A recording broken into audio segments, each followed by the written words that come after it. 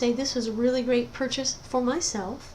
This saw has a resaw capacity of 3.5 inches. It's got a 1/4 horsepower motor, and it's powerful enough to do the things I want. I like it.